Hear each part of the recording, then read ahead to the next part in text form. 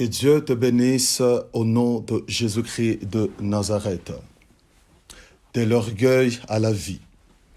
L'orgueil n'engendre pas que la chute. L'orgueil déclenche la mort. Dans Juge chapitre 16, le verset 22, nous parle de la mort tragique d'un homme qui avait une grande destinée, d'un homme qui avait un appel de Dieu. Au travers d'un ange dans la famille de Manoah, Dieu a parlé à cette famille que vous allez mettre au monde.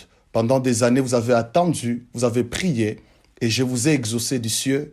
Vous allez mettre au monde un garçon. Samson était né d'une manière miraculeuse, mais c'était un enfant prodige. Il avait une force surhumaine. Malgré la force, il était dépendant de sa propre force. Il ne pensait pas qu'il était né pour une mission de libérer sa nation de ses oppresseurs. Il s'est contenté de mener une vie ordinaire alors qu'il était extraordinaire. Samson, c'était un homme qui ne priait pas. Vous allez lire l'histoire de cet homme. Nulle part Samson a prié. La dernière fois où Samson a prié, c'est lorsqu'il a perdu sa force. Qui sait? Peut-être Dieu avait orchestré que Samson puisse perdre la force afin qu'il se mette enfin à prier et à comprendre quelle a été sa vision. Et si cette théorie était vraie, ce qui signifie la force de Samson, ce n'était pas seulement ses cheveux. La force de Samson, ça devrait être, et c'était, sa communion avec Dieu, la vie de prière. La Bible dit, la première des choses que Samson avait perdu sur son corps, c'était les cheveux. Que nous dit la Bible sur les cheveux?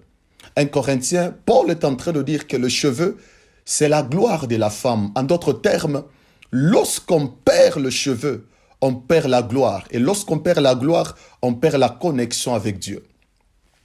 Dans le jardin d'Éden, il y avait des arbres. L'arbre de la connaissance du bien et du mal et l'arbre de vie. Mais les fruits que Ève et Adam avaient mangés avaient permis à ce que les deux puissent perdre la gloire. Les péchés que Adam et Ève avaient commis, c'était de perdre la gloire. La Bible dit, dans Matthieu, lorsque Satan était en train de tenter Jésus, il a dit, si tu m'adores, je te donnerai toute la gloire, car on m'a aussi donné. Adam n'avait pas donné à Satan la gloire. Satan avait volé la gloire, et la gloire, c'est les cheveux que Samson avait perdus. Lorsque tu es dépendant de ta force, dépendant de ton argent,